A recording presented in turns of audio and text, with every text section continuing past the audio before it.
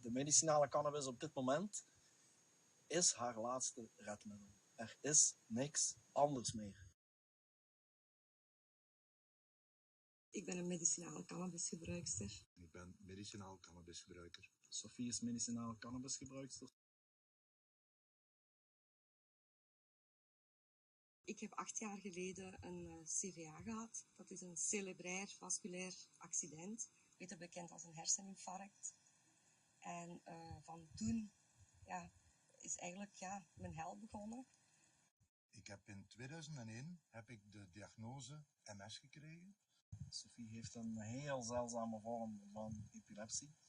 CSWS, die ervoor zorgt eigenlijk voor een constante hersenstoring.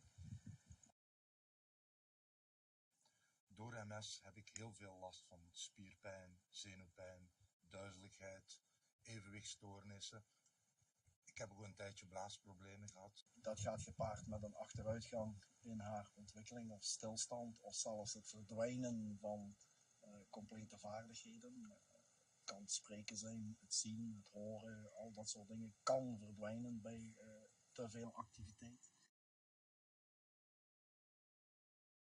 Zij heeft al een hele cocktail genomen van alle soorten medicijnen die men voorradig had, waar eigenlijk geen enkel medicijn afdoende geholpen heeft. Sommige voor een tijdje, 2 weken, 3 weken, maar dan was het alweer gedaan.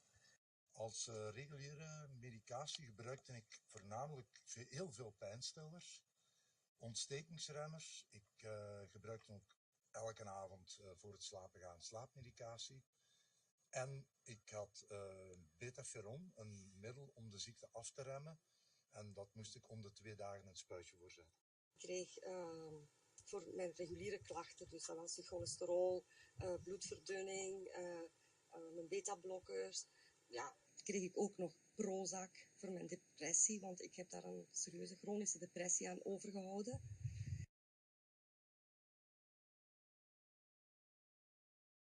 Ik had het gevoel dat het niks afdeed, of heel weinig afdeed.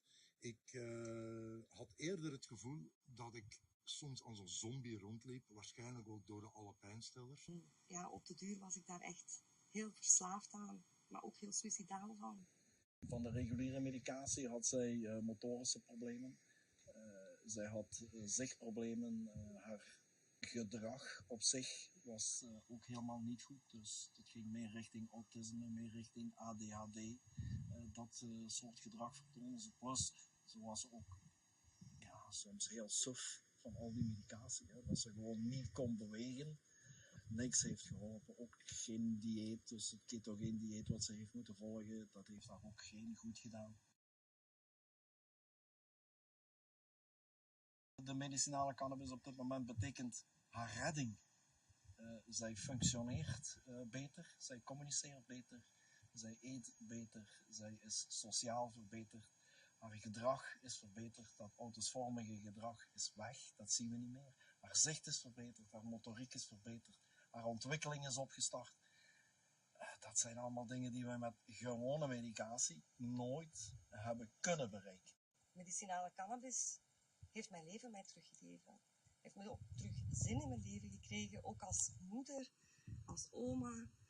Mijn kinderen zeggen ook altijd tegen mij, mama, je bent zo'n fijne mama geworden. Veel rustiger, aandacht, er is geen chaos meer in mijn hoofd.